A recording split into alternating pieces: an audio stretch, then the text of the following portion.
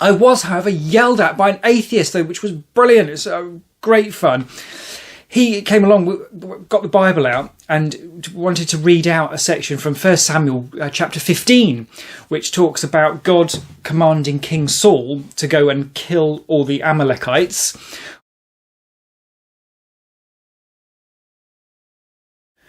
Today, I haven't read any more of the Bible at all, because we are, in fact, doing the summary of the entire Old Testament, which is quite a difficult thing to try and do. I think 962 pages of quite complex, deep theological stuff. And we're going to try and sum it up here. I think the key value in this, I think, will be the zoom out and look at that big picture, because it looks so different when you're in it. And even each book you zoom out of, you see. So I think doing the whole thing in bird's eye view, as it were, will be actually quite a useful exercise. I waited until after I did the live event, which I did earlier this week on the 11th of June. I did that just in case anything cropped up there that was sort of new, and I thought, well, I better include that. There wasn't particularly anything, so that's, it's more Q&A, no sort of conclusions reached or anything like that sort of thing. I was, however, yelled at by an atheist, though, which was brilliant. It's great fun. He came along, got the Bible out, and wanted to read out a section from 1 Samuel chapter 15, which talks about God commanding King Saul to go and kill all the Amalekites. Although I did also discover, as part of this conversation, it's not pronounced Amalekites, it's Amalekites. So, wonderful to actually go and talk to someone about it. The vicar agreed it was Amalekites as well. So God in this says to Saul that you go and put to death the Amalekites, including the men, children, women and donkeys. You can see where he's coming from. It's a difficult one. He was very upset by this, though. It seems he was a Christian for 50 odd years and then picked up the Old Testament 50 years later, read it, and went, "Oh, don't like this," and decided to become an atheist. I don't get that, though, I have to say. I'm not sure I handled it particularly well, but fortunately the vicar was there, and Simon, he did a much better job. But, basically you're saying you believe in God, then you pick up the Old Testament and actually read the manual for this religion that you've been following for 50 years, and then you don't like what God does, so you put yourself as an atheist. But this guy seemed quite angry, almost like he still believes in God, just thinks God is not a very nice person now. I don't know if that's... You see that quite a bit. There's a Stephen Fry thing that was a bit like that as well. You see people get very upset about that. But they could be just getting upset at people who believe it, potentially. So perhaps it's not fair to say that they suggest that maybe they do believe, they're just angry. But it does seem such an obvious logical error to hold that God doesn't exist because he does things you don't like. And it's like, how thin does your faith need to be for 50 years to have it shaken by one thing that you don't approve of, and therefore in your head convinces you that God doesn't exist? It's very, very odd. It does interestingly tie into the idea that it might suit the church down to the ground that most people haven't read the Old Testament. And if you can be a Christian for 50 years, read it, and then lose your faith just like that. It's, when I've talked to Christians in church, most of them sort of, "Oh gosh, you've read the whole Old Testament, you're crazy man," sort of thing. And I'm looking at it thinking, you think this is the way to live your life, and you haven't read it. It seems very odd. It's just the most important thing in the world if it's true, and you think you'd want to read the manual. But apparently that's not much of a thing, and I think there's a reasonable argument. You could suggest that the church might be quite happy that people aren't reading it, because some people evidently can't handle it in its own right. It's interesting as well, actually, because in my head, if you approach the Old Testament reading it as if you already believe in God, then it's fine. Talking donkeys, talking snakes and plagues of Egypt, that could all be a thing if God exists. So there's no problem for him to be able to do that sort of thing. So my feeling was, if you came with that Christian lens, it's fine. It would sort of self-corroborate, as it were, to some extent. And then me coming in with the sort of opposite bias, as it were. But it doesn't seem to work like that. It just seems like if you are a Christian and you read it later and you don't like what's in it, it can be a shake to faith. So I suppose that all ties into the idea of that it is really hard to read this thing. I don't quite know if I should do a tangent on the... I don't want to go into it in great detail here because I don't think it matters, sort of. But we should have a tangent on the things like 1 Saul 15 and putting Amalekite children to death. I don't feel like it needs it, but some people clearly don't feel okay with that. And my feeling ultimately is that there are several different explanations there could be for that and why that might be okay. But I said, say to this chap at the time, I say, you're putting yourself in a position where you're saying, if you were God, you wouldn't do it like that. But you're not. So, just because it looks terrible to us doesn't necessarily mean it's unthinkable and unfair or unreasonable in terms of God. So it's that big problem of reading the Old Testament I found. It's really hard to read it whilst keeping in mind that God isn't anything at all like us. He's not time and physics bound or anything like that. And the nature of his being is obviously not going to be anything at all like ours, like completely alien. And life is not what we think it is if he exists. The Amalekite children dying, who knows what happened to them afterwards, or if anything. But we would think of that in the four-dimensional universe sort of sense. In a theological, much broader sense, who knows? It's so vastly beyond us that it would seem to me that the right way to look at it is you can look at that question if you already believe there is a God, and then you can try and reconcile it.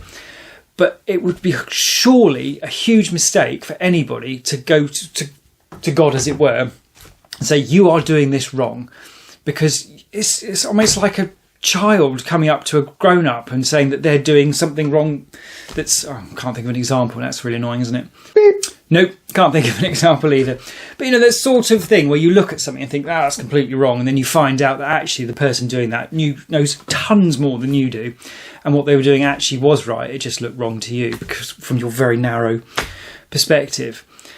I think that's got to be the way forward with that. I mean, yes, the Samuel thing is a problem, very definitely. If God exists, that's hard. But if God exists, then there is an explanation for it. And by definition, we're not going to be able to understand that. And I think that's a really difficult thing to hold throughout the more problematic areas of the Old Testament. So I think I'm not going to do a tangent on that in terms of the Saul thing, because I don't think it needs doing. And I think the if I were God tangent probably covers that. But if it turns up again in the New Testament or something that links back to it, then maybe we can look at doing that again. Speaking of the New Testament, I think one of the other sort of summaries you can get of the Old Testament is that it's a bit pointless because then the New Testament comes along, and as I understand it, Jesus fulfills the law of Moses, so that's sort of scrapped. So Old Testament being old as in, well, I guess you have different types of old, don't you? I've got an old VCR downstairs, but I love it and I still use it. Whereas the other day I threw out a pair of old socks, and they're old in the context of I don't need them anymore, so they go. The VCR is old in the sense that it's brilliant. So, old is not necessarily always the same thing. So the Old Testament, you can think of this in terms of Terminator 1 and Terminator 2. So Terminator 1 to Terminator 2 is as the Old Testament is to the New Testament, I reckon. As in, you could just get away with watching Terminator 2. It fills in enough sort of blanks about what's happened. It basically explains what's happened, that you could get away with not needing to watch Terminator 1. And the New Testament, I guess you could probably pick up from that all the stuff, where humans come from, why consciousness exists, why God is hidden, and all the rest of it. I think that's probably, it's very clear in the Old Testament, I think. Whether that's clear in the New Testament yet, I don't know, because I haven't read the thing yet, and we're doing that next. But I don't think it goes as far as making the Old Testament and Terminator 1 irrelevant. I think it's useful to have that for the context and gives you a greater understanding, I think, to have both of them. And it's definitely going to be true that the Old Testament has an important, I guess in the sense that you have any before information, you don't necessarily need it, but it's got to be better that it's there. I suppose the problem with the Old Testament is it has a lot of rules in it that are then, as I understand it, not carried forward to the New Testament. So sacrifice is gone now, so presumably something in the New Testament is going to scrap that. So where the Old Testament says sacrifice is very important, albeit that did soften towards the end, and there was a lot of comment that sacrifice wasn't really cutting it. It's certainly not obvious that you can discard the Old Testament. And that's even coming from the point of view that I think a lot of people would hold the Old Testament as being the important part of it, is the prophecy for the New Testament. And I can't really acknowledge that. And whilst Isaiah was written, we know, before Jesus, and a lot of what's in it sounds like Jesus, the nature of that prophecy is such that it's sort of ambiguous, and you could interpret things in different ways, and people do, obviously. So yeah, it's a difficult one, but I do think Christianity is definitely better off for there being an Old Testament, I think. And yeah, there's some value added by it, and I do think that Christians, it would make sense for them to read it, albeit carefully. From there, anyway, if we fully zoom out to look at the Old Testament, I pinched this great graphic from the late, great David Pawson. And the Old Testament starts so well illustrating what the problem is in terms of people. I guess that's creation is supposed to be very good, as God puts it, and then we cock it up. And Genesis sort of sets that tone for that. You then, though, get this sort of ascendancy of Israel right up until the time of King David, and then a steady decline over the next 1,000 years until Jesus turns up. That's the sort of roughly the dotted line there. And it's interesting that God waited in Genesis for the Canaanites to reach their full terribleness before he could send the Hebrews there to become the Israelites and take over the Promised Land. This does seem to echo as well in the descent of the Israelites until Jesus turns up. But it has that very, I hate the term, it has that very definite narrative arc in terms of you can see what's happening and coming down, and these big cycles, like within Judges, it's the redemption and then the sinning again, and then God gives another chance and they sin again and another chance. And then zooming out further, you get this massive ascendancy throughout the Judges overall to David, and then back down again the other side.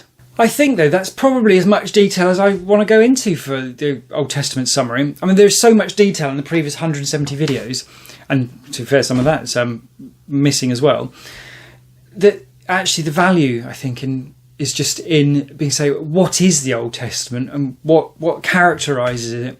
And I do think, one of those things is the problematic stuff like the wiping out of the Amalekites.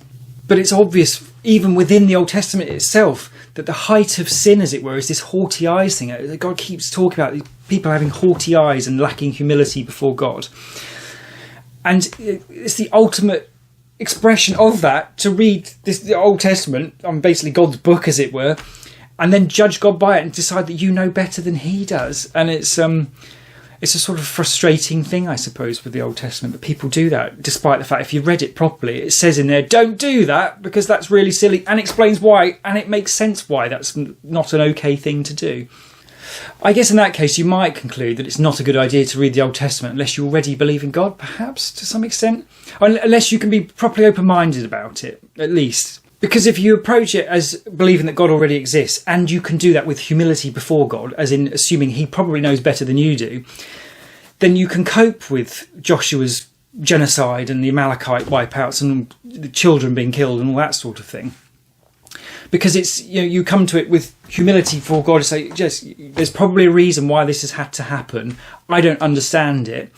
And then you sort of slightly move on, and it just gives you a bit of more context about what God is about and why things are the way they are. But of course, if you don't believe God exists, then to question whether he did the right thing with the Amalekites and it's completely irrelevant, isn't it? So you might as well ask what Santa gets up to, because if you don't believe he exists, then it's almost like you're not qualified to be in that discussion, which includes me, obviously, that I'm still agnostic, but I do recognise that it's not my place to question God if he exists. Either he doesn't exist, in which case this stuff is rubbish anyway, or he does exist, and there will be an explanation for it that we can't know. So, yeah, it is vital that you bring that to reading the Old Testament if you're going to survive it, as it were. I suppose the big point to finish on for that, then, is the question of, on the basis that I started this project because I was told that Christianity is evidence-based, and if you read the Bible, the answers are there. Do I feel that's the case after reading the Old Testament?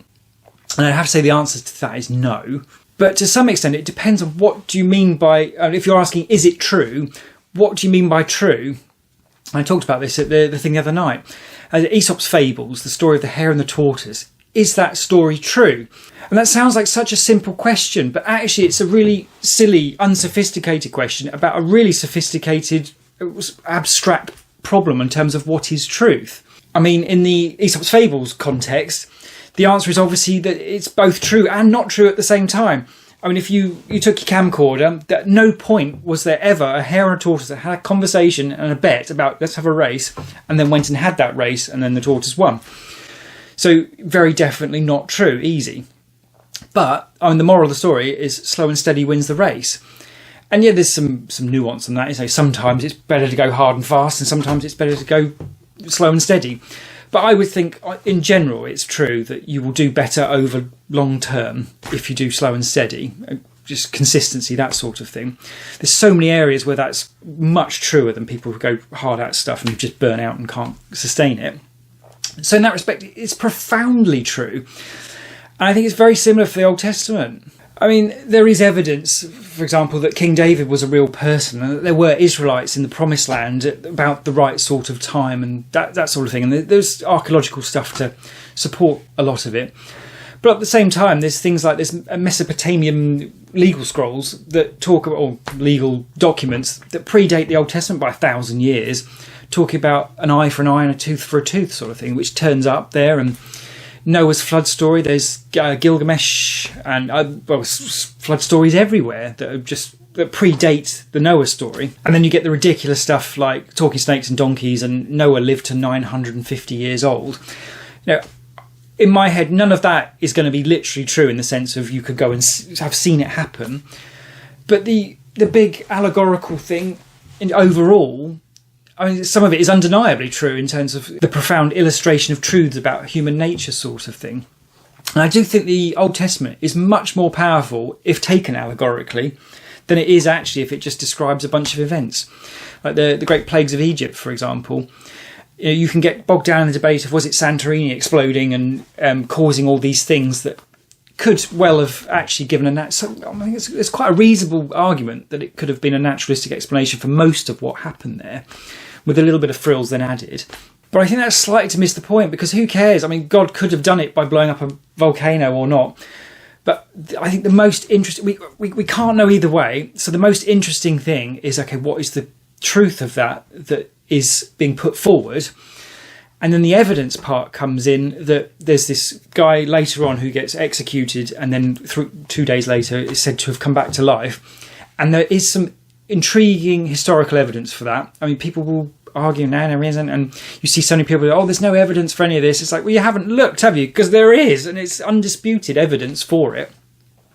Not conclusive, but it's enough that it'd be hard to be worse than 50-50 on whether it's true or not. And if it's true that this guy did come back to life, then that's obviously quite a big deal.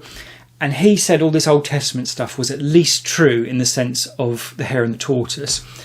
In which case, I don't think it matters a bit whether the literal events actually happened. The point is the stories are there and they were being used. Perhaps if Aesop's fables had already been written at that point, Jesus could have come and talked with reference to Aesop's fables instead. You know, it's kind of, that would potentially have worked just as well. Perhaps, I mean, I guess the Bible is better writing than Aesop's fables, or it's a terrible thing to say of Aesop's fables, isn't it? But you know what I mean. Yeah, it's I think it works, definitely, and it works better if you take it allegorically and stay focused on what about it matters and what about it doesn't necessarily matter. I just don't think anyway that the validity of the Old Testament is going to come from within itself. So I don't think I think don't approach it like that. It doesn't seem like the right way to do it. But yeah, so handily, what we're moving on to next is to go and read all about this chap who potentially validates the Old Testament big T truth.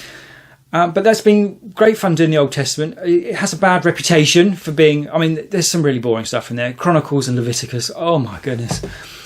But, if you can stick through it and keep an eye on the big picture, it's profound and brilliant. And I've thoroughly enjoyed doing it. I may even do it again, potentially, once I've finished the New Testament. Definite chance I shall go back and do it all again, because I've probably missed so much. But yeah, so we will go next week to start on the Gospel of Matthew.